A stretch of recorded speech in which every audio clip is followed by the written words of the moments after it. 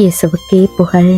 இயேசுவில் பிரியமானவர்களே, இன்று நம் ஆண்டவர் செப்பனியா 3ஆம் அதிகாரம் 17ஆம் வசனத்தினூடாக இவ்வாறு நம்மோடு பேசுகின்றார்.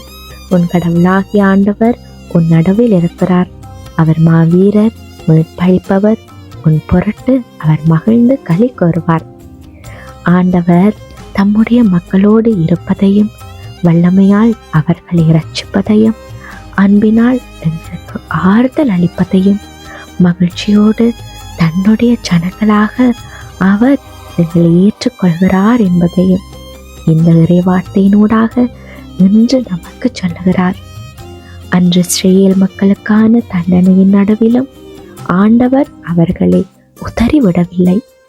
அவர்களின் நிலை எவ்வளவு மோசமாக இருந்தாலும் அவர்களை மீண்டும் உயர்த்த அவர் வல்லவராயிருந்தார். பிரியமானவர்களே, நாங்கள் எத்தனை முறை தடுமாறினாலும் பலவீனமானாலும் அவர் நம்முடைய குறைகளை மட்டும் பார்க்கிறவர் அல்ல, நம்மில் அன்பு கொண்டு எங்களோடு இருக்க விரும்புகிறவர். செப்பனியா 3ஆம் அதிகாரம் 17ஆம் வசனத்தில் கூறுவது போல அவர் எங்களோடு இருக்கிறார். அதனால நாங்கள் தனியால் அல்ல, அவர் வல்லமையுள்ள இரட்சகர் என்பதால எங்களுடைய பிரச்சனைகள் அவருக்கு நன்றாகவே தெரியும். எங்கள் பொருட்டு அவர் மிகவும் மகிழ்ச்சி கொள்வார். காரணம், எங்களோட மதிப்பு அவரிடத்துல மட்டும்தான் மிக உயர்வாக இருக்கிறது. அவருடைய அன்பினால் எங்களை அணைத்து எங்களுடைய குழப்பங்களுக்கு மருந்தாக இருக்கிறார்.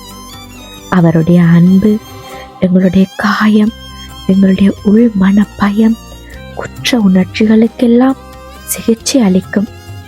எனவே பிரியமானவர்களே, ஆண்டவர் எப்போதும் எங்கள் நடுவில் வாசம் செய்து கொண்டே இருக்கிறார். அவர் மூடி இருக்கிறபடியால் நாங்கள் பயனில்லாதவர்கள் அல்ல, கனி கொடுக்கும் திராட்சை கொடி. எனவே ஆண்டவரை சார்ந்து வாழ பழகுவோம்.